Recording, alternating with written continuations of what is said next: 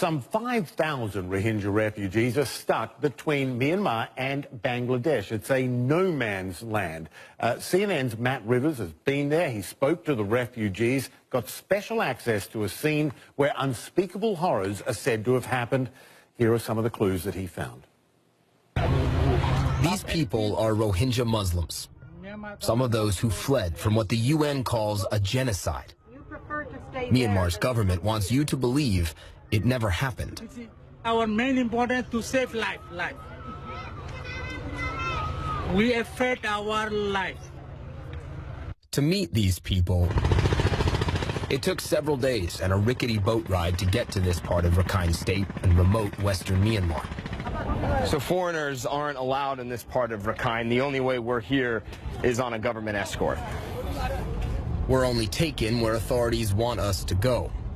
Our first stop, the village of Indin. There used to be more than 6,000 Rohingya living here. It's Rohingya? Their existence now all but erased. This way? That way. Okay, thank you. So this is what's left of the Rohingya village that was here. It's completely overgrown. It's hard to tell that there were any structures here at any point. The only clues we have to the violence that took place here are trees like this one, still a year later bearing the scorch marks of the fires that burnt this village to the ground. The government said their forces did respond to Rohingya terror attacks here in 2017, but that the Rohingya burnt down their own houses. Only local Rakhine Buddhists remain now. This man supports that story. The Rohingya started threatening the army, he says. The Muslims announced that they would have a celebration by slaughtering and cooking the soldiers and Rakhine people. Though clear evidence shows it was the Rohingya who were the main victims of slaughter. 10 Rohingya men were hacked and shot to death by Myanmar soldiers, a massacre the military has admitted to, and that 2 Reuters journalists were jailed for investigating.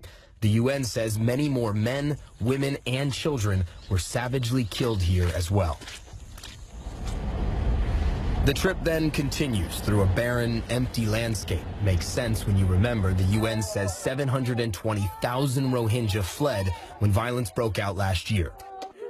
A full UN report documents how the military and local groups engaged in rape, torture, and the murder of at least 10,000 people to get rid of the Rohingya, a group many in broader Myanmar regard as subhuman non-citizens.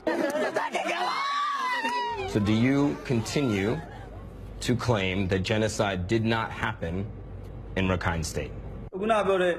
During the incident, there was some damage. Regarding the army, they did everything within the law. We cannot comment on whether it was right or wrong.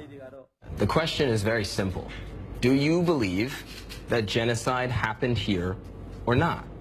I'd say genocide didn't happen. Myanmar's civilian leader, Nobel Peace Prize laureate Aung San Suu Kyi, also denies genocide. Her government says it's ready to bring back Rohingya refugees like these, stuck in no man's land, forced out of Myanmar, and not allowed across the border into Bangladesh. They're staying put in part because security forces that would oversee their return are some of the same people accused of carrying out the killing in the first place. The conditions inside that camp were obviously horrific. There's no access to education, no health care, no electricity, food is scarce, and yet still they'd rather be on that side of the fence than this one because they're too afraid to come back. Myanmar might continue to deny ethnic cleansing, but the evidence gathered by the UN and others is overwhelming. A government-sponsored trip does nothing to change that fact. Matt Rivers joining us now from Beijing with more on your really powerful reporting. It's a horrible situation for the Rohingyas. I mean, they've been stuck in this no man's land, as you've been calling it, between Myanmar and Bangladesh. They're in these refugee camps, like you said, with horrible conditions. They can't go home because the government of Myanmar will not guarantee their safety. I mean, what kind of future do they have? Yeah, you know, that's the question. If we can all just agree on what happened, which I think the entire international community, absent Myanmar, really has, that these people went through incredible atrocities, well, how do we move forward from here? How do we get these people to return back to a life that they would like? And it's not just the people in no man's land, of course. That's just a sliver of the hundreds of thousands of people that are also in Bangladesh right now. And so there's a couple of main obstacles there getting the people back into Myanmar. One is what we talked about in our report, that they are terrified to do so for obvious reasons. But furthermore, there's the issue of citizenship and going back to their original property. Rohingya people, despite having lived decades and decades and decades in Myanmar, are not given citizenship rights by the Burmese government. That's one issue that they say they need solved before they come back. Secondly, they want to go back to their original properties, which makes sense. You can imagine that you'd want to do the same thing. But Myanmar's government says, nope, that's not going to happen. So even if you take out the whole we're afraid for our lives thing, you get issues of citizenship, you get issues of property ownership. And without all of those three things, safety, citizenship, and property ownership, I don't know that the Rohingya will want to come back.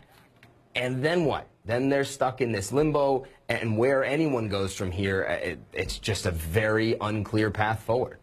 Yeah, and it was good to see you holding that official's feet to the fire, even though he wasn't going to admit anything. There's also pressure on Bangladesh. I mean, they're now stuck with hundreds of thousands of refugees, and they don't want to force them back either. It's putting a lot of economic and political pressure on Bangladesh as well. It's a great point to make because Bangladesh is an incredibly poor place in its own right. This is not a rich country like Germany, for example, taking refugees. Bangladesh is not a place with a thriving economy, and yet it's been infused with about, somewhere around 1 million refugees in the course of a year. That's why they're living in those squalid conditions. And, you have to praise the Bangladesh government for at least taking those people in and doing what they can with a very bad situation. But yeah, Bangladesh can't do this forever. They want more international help, and they are pleading with the international community, sanction Myanmar's government, figure out some plan to get these refugees out of here, and yet there might not be an easy plan to make. But you make a good point, Michael, that Bangladesh is in a tough spot here. They've been dealt a very difficult hand.